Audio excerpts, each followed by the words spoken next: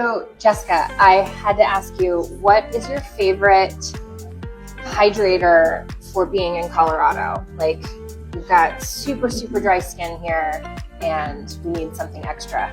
We all need something extra. Yeah. So like you said, I think having a hydrator is really important on top of having a moisturizer sometimes. So my favorite is SkinMedica's HA5. Okay. Have you ever used this one before? I haven't actually. Okay, well, I can tell you a little bit about it. The best thing about it is that, as you know, hyaluronic acid draws 1,000 times its molecular weight of water into the skin. So it's driving water into the skin and giving you that extra moisture. But it also, in doing that, plumps your skin. So a little bit of, helping with your crepiness and just giving you a little bit of a plump, but also helping your moisturization.